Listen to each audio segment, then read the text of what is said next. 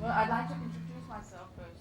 On the picture up here, you see Nana H. Bach. That's me on Fitbit.com. And that's because I like to track my steps and my exercise, but when I read Fitbit.com's terms of conditions and understood them, I thought, okay, I don't want to give them my true data. So I invented an identity for that purpose. The middle one is Pia Thomasen, that's my name on Facebook. And that was the same, 8-9 years ago when I was getting on Facebook. There was a lawyer I knew who had read the terms of conditions. How many in here has read the terms of conditions on Facebook? 1, 2, 3 nerds, 4 nerds. And she told me what they were about. So I said, oh my God, I can't give them my life like that.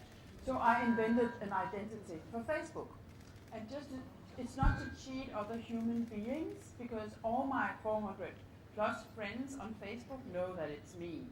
I'm just doing it, trying to cheat or protect myself on a very basic level. And on Instagram, I am my dog, because I just want to be at Instagram and check out what it's all about, but I don't trust it either. It's Facebook owned and I don't trust it. But of course, I'm myself in most cases, my professional self. I kind of optimize my identity, so when you search on me on Google, which everybody is doing, right, you are getting the CV I more or less want you to get. I have optimized my identity. Everything I do in my own name is my professional identity. I don't want to mix it up with anything stupidly private. Sorry, it's not working. So I use my own name in all professional situations, on Twitter, LinkedIn, on my website, in discussions, of course. In that way, I can kind of control my identity online. And we're seeing, I'm not the only one doing this, because a lot of people will say, oh God, you're so crazy having all these identities. And it's a hassle, it's annoying. Why can't I just be myself in all situations? But I am a skeptical person, so I've been an investigative journalist, so I know what can actually happen if you're just too transparent. And that's a very wrong way we are going today in society, that all of us are getting more and more transparent, whereas big companies and governments and the state is becoming less and less transparent. That's totally undemocratic, and it's a problem for our society, I believe. So I'm not the only one who's worried. In our book, we have one chapter only on consumer trends. So we have been looking at all different consumer surveys, and generally people are dead worried about their data. Most find that it's not fair what is happening today, where companies make a lot of money on your data. They know they get free access to their service, free access, and they know they pay with their data, but they don't find it fair today. And 8 out of 10 actually believe that everybody's selling your data to third parties, which is not happening, especially not in Europe, unless you're very aware of it. But because it's happening from Facebook, Google, and in a lot of ways, it's happening, you're sharing data. Okay, I'm too close to okay, I go over here then. Most people believe that you are sharing data or selling data to third parties, and that's very important that companies are aware of that. When they don't do it, tell it to people. Of course we don't sell your data unless you're interested in us selling your data. We also see that 1 in 5, only 1 in 5 thinks it's okay to have personalized content. That's very few. When everybody is saying, well, we have to personalize content. So it depends on how you ask people. If I ask, do you want relevant content, you will say, yes, I want. But if I say, do you want relevant content based on me tracking you all over the web, whatever you're doing, most people will say no, when they really understand how it's going on. So I'm sure we're seeing a trend with growing privacy consciousness. What is private? Generally, your health, your social security number, your economy, your photos, your contacts. People see that as very private. And at the same time, when you sign up to Facebook Messenger, for example, you're giving all this away more or less, right? And we're also seeing that 8 out of 10 actually wants to be anonymous once in a while, like we can be here. I don't know your names, all of you are anonymous to me, but if I took a picture of you and used facial recognition, I could probably identify 90% of you via your LinkedIn profile or your Facebook profile, right? So me using different identities and also faking some of my data. I'm not always telling my age. I'm never telling my health status or my political status. 1 out of 3 Europeans are lying about their data in a way, or it's a hard word to use, lying, but you're using other info than real true info. How many in here has done that? So all the rest of you, you are totally honest about everything and you tell all about your identity to everybody. I don't believe that. But we're seeing the younger you are, the more aware you are of this and the more you actually hide in a way and try and obstruct and protect yourself. One example of how we are now really trying to do something about it is younger people are using ad blockers. How many in here are using ad blockers, just to get an idea? Oh, that's many more, right? And a lot of you will use it because you don't want ads, but a lot of you will also use it because you don't want the tracking. It stops others from tracking you all over the web, which is a wonderful thing, but it's blocking for the current business model, right? I think I'll jump that one. So who do we trust? We trust those who are mostly regulated. The government, banks, and hospitals. Who don't we trust? Those who are tracking us like hell. Social, search, and news media. We don't trust those, and it's very low on the trust. So, in general, we are so fed up with this business model. And Obama, he is the representative of big companies and states who knows more about us than we know ourselves. And it's a very undemocratic situation we are in, because when we are becoming transparent, we become, it's so easy to manipulate with us, and we are already seeing that. I'll get to some examples of that. I believe we are at the stage where we were in the beginning of the 60s with green. This is from the TV series Mad Men in the beginning of the 60s, where they are picnicking out in Central Park, and they're just leaving all the garbage on the lawn. And I thought, oh my God, that's true. It was like that back then. We'll never do that today. This is where we are with our data today. We are polluting like hell with our data, but we are also worried. But it's very, very hard to do something about it. And we are too lazy. Convenience is still king, right? But that will change. And this is just to show that I'm not against data. I'm not against use of data. I believe data will change our world in enormous ways. And there are lots and lots of good ways of using data. Like Vestas, the Danish wind turbine company. Today they know exactly where to put a new wind turbine within one click of the computer. That would take 1.5 years earlier on. Now they have so much knowledge about wind in their computer that they can optimize wind production. That's a really good way of using data. Even you can combine that knowledge with individuals if individuals want to use that data, you know. So there are a lot of value in data, and also in all the research we are seeing about illnesses, and there are lots and lots and lots of opportunities. You just have to do it in the right way. And there are lots of bad data use, like this Google algorithm who identified this woman in the middle as a gorilla because it's happening automatically. She's black, she has big lips. To this computer, she looked like a gorilla. And of course, that's a really bad way of using data. And this is another example where some scientists at Cambridge University, they looked through kind of 48,000 Facebook profiles. And they found out that with very few likes, you can actually identify with high likability, what are you? Were you parents together when you were 21? Are you gay? Do you take drugs? Etc.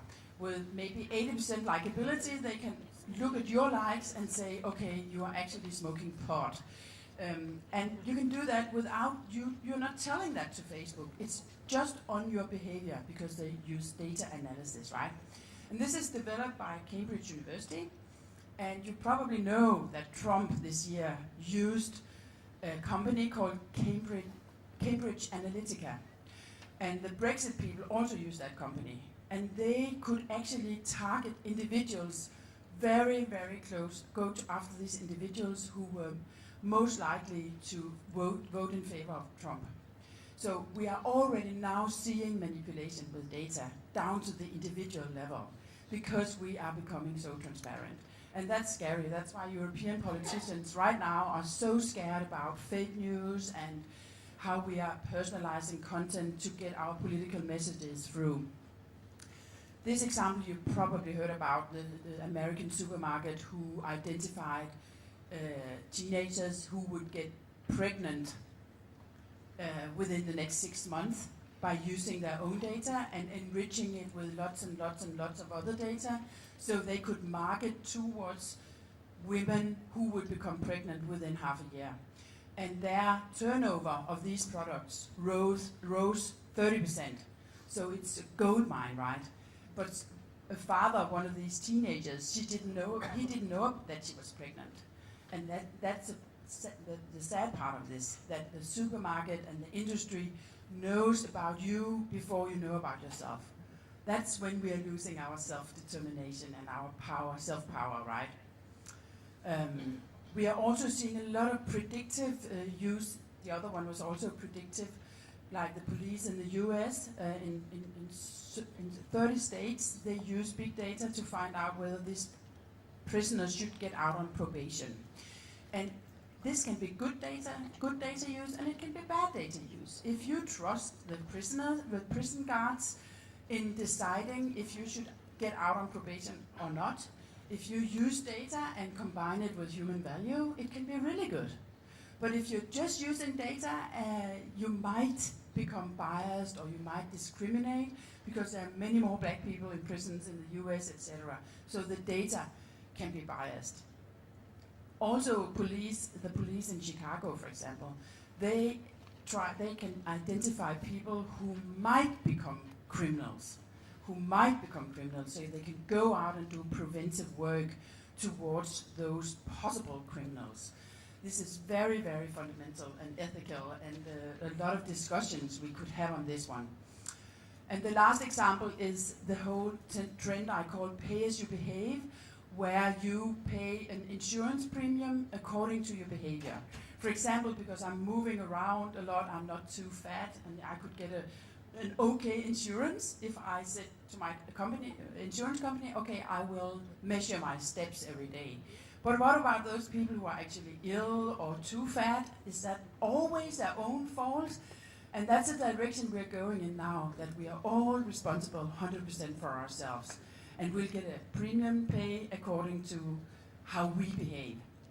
So in Europe, we do have some other values where we also value, as a society, we take care of the weaker parts and the sick parts.